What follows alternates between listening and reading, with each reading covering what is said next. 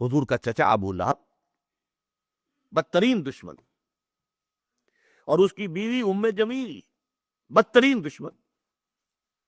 دونوں انتہائی خوبصورت انسان تھے.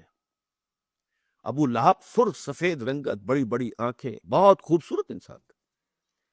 اسی لیے اس کا نام تو غالباً عبد العزیٰ تھا، اگر مجھے مغالطہ نہیں لگ رہا ہے، بلکہ یہ تو اس کی کنیت بن گئی تھی ابو لہب. جیسے کہ لہب کہتے ہیں دہکتا انگارہ، تو یہ تو دہکتے انگارے کے مانند ہے. اس کے سرخ و سفید رنگت جو ہے، اس کی آنکھیں جو ہے بڑی بڑی، لیکن بدقسمت بدبخت حضور کا انتہائی دشمن.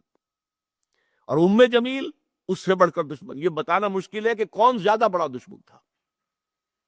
ذاتی طور پر حضور کو جو تکلیفیں پہنچائی ہیں وہ باہر کے لوگ نہیں پہنچا سکتے تھے، لیکن یہ تو گھر کے لوگ تھے، انہیں کون روکے.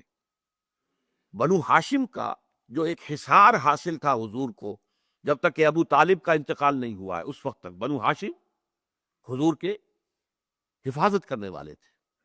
لیکن یہ تو خود بنو ہاشم میں سے ہے، اور ایک دیوار بیچ رہائش ہے ابو لہب کی اور حضور کی. اور یہ بیوی جو ہے اوپر سے دیوار کے اوپر سے گندگی پھینکتی ہے حضور کے گھر میں سین کے اندر. صبح تہجد کے لیے حضور اٹھتے تھے اور جاتے تھے بیت اللہ کے پاس، جا کر وہاں عبادت کرتے تھے. راستے میں کانٹے بچھاتی تھی، کانٹے لگے. سخت ترین ایذا پہنچانے والی عورت جو ہے وہ ام جمیل بیوی.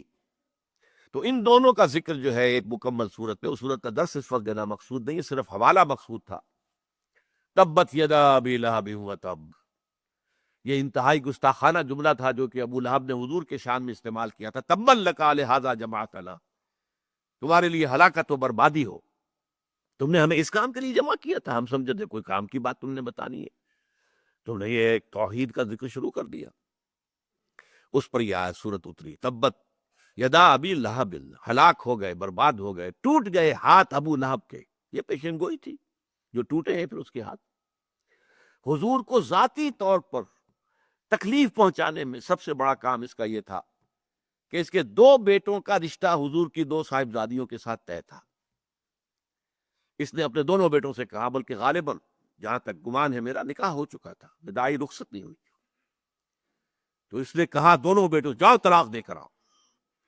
وہ گئے اور بڑے ہی گستاخانہ انداز میں، توہین آمیز انداز میں جا کر حضور کے سامنے کھڑے ہو کر دونوں نے طلاق دی بیٹیوں.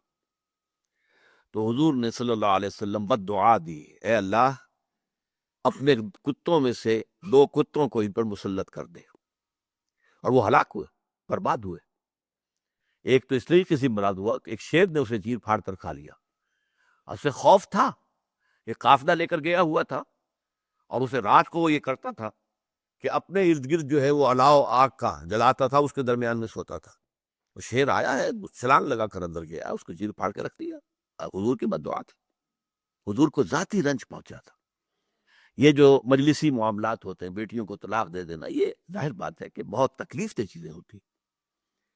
بہرحال اس کے لیے فرمایا تبت یدا ابی لہب وتب ما اغنی عنہ مالہ وما کسب، اس کے ہرگز کام نہیں آئے گا اس کا مال اور جو کمائی اس نے کی ہوئی ہے، جو مال کمایا ہوا ہے.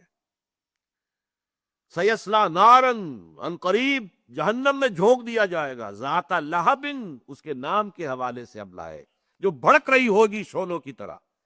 جیسے یہ ابو لہب ہے شولہ، شولے کا باپ، شولے والا، تو آگ بھی شولوں والی ہوگی. سیصلی نارا ذات لہب وامرأتہ، اور اس کے ساتھ ہی اس کی بیوی بھی ہو، حمالۃ الحطب، جو کہ ایندھن لے لے کر آئے گی اور اس آگ میں اور ڈالے گی تاکہ اور آگ بھڑکے.